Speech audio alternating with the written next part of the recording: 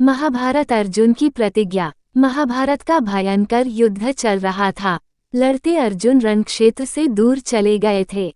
अर्जुन की अनुपस्थिति में पांडवों को पराजित करने के लिए द्रोणाचार्य ने चक्रव्यूह की रचना की।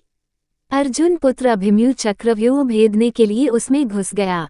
उसने कुशलतापूर्वक चक्रव्यूह के 6 चरण भेद लिए, लेकिन 7वें चरण में उसे दुर्योधन, जयद्रथ आदि 7 महारथियों ने घेर लिया और उस पर टूट पड़े। जयद्रथ ने पीछे से निहत्थे अभिमन्यु पर जोरदार प्रहार किया। वह वार इतना तीव्र था कि अभिमन्यु उसे सहन नहीं कर सका और वीरगति को प्राप्त हो गया। अभिमन्यु की मृत्यु का समाचार सुनकर अर्जुन क्रोध से पागल हो उठा। उसने प्रतिज्ञा की कि यदि अगले दिन सूर्यास्त से पहले उसने जयद्रथ का वध नहीं किया तो वह आत्मदाह कर लेगा। जयद्रथ भयभीत होकर दुर्योधन के पास पहुंचा और अर्जुन की प्रतिज्ञा के बारे में बताया। दुर्योधन उसका भय दूर करते हुए बोला, चिंता मत करो मित्र, मैं और सारी कौरव सेना तुम्हारी रक्षा करेंगे। अर्जुन कल तुम तक नहीं पहुंच पाएगा, उसे आत्मदाह करना पड़ेगा। अगले दिन युद्ध शुरू हुआ।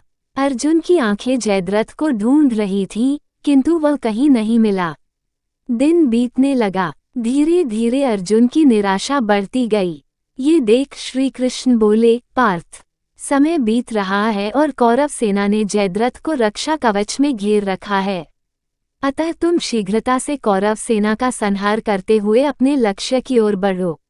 ये सुनकर अर्जुन का उत्साह बढ़ा और वह जोश से लड़ने लगे। लेकिन जयद्रथ तक पहुंचना मुश्किल था। संध्या होने वाली थी। तब श्री कृष्ण ने अपनी माया फैला दी। इसके फलस्वरूप सूर्य बादलों में छिप गया और संध्या का भ्रम उत्पन्न हो गया।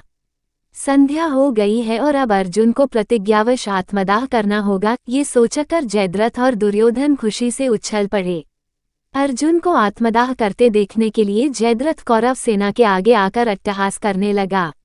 जयद्रथ को देखकर श्री कृष्ण बोले, पार्थ, तुम्हारा शत्रु तुम्हारे सामने खड़ा है। उठाओ अपना गांडीव और वध कर दो इसका। वह देखो अभी सूर्यास्त नहीं हुआ है। ये कहकर उन्होंने अपनी माया समेट ली। देखते ही देखते सूर्य बादलों से निकल आया। सबकी दृष्टि आसमान की ओर उठ गई। सूर्य अभी भी चमक रहा था। ये देख जयद्रथ और दुर्योधन के पैरों तले जमीन खिसक गई। जयद्रथ भागने को हुआ, लेकिन तब तक अर्जुन ने अपना गांडीव उठा लिया था। तभी श्री कृष्ण चेतावनी देते हुए बोले, हे अर्जुन, जयद्रथ के पिता ने इसे वरदान दिया था कि जो इसका मस्तक जमीन पर गिराएगा, उसका मस्तक भी 100 टुकड़ों में विभक्त हो जाएगा। इसलिए यदि इसका सिर जमीन पर गिरा तो तुम्हारे सिर के भी 100 टुकड़े हो जाएंगे। हे पार्थ, उत्तर दिशा में यहाँ से 100 योजन की दूरी पर जयद्रथ का पिता तप कर रहा है। तुम इसका मस्तक ऐसे काटो कि वह इसके पिता की गोद में जाकर गिरे। अर्जुन ने श्री कृष्ण की चेतावनी ध्यान से सुनी और अपनी लक्ष्य की ओर ध्यान कर बाण छोड़ दिया। उस बाण ने जयद्रथ का सिर धड़ से अलग कर दिया और उसे लेकर सीधा जयद्रथ के पिता की गोद में जाकर गिरा। जयद्रथ का पिता चौंककर उठा तो उसकी गोद में से सिर जमीन पर गिर गया। सिर के जमीन पर गिरते ही उनके सिर के भी 100 टुकड़े हो गए। इस प्रकार अर्जुन की प्रतिज्ञा पूरी हुई।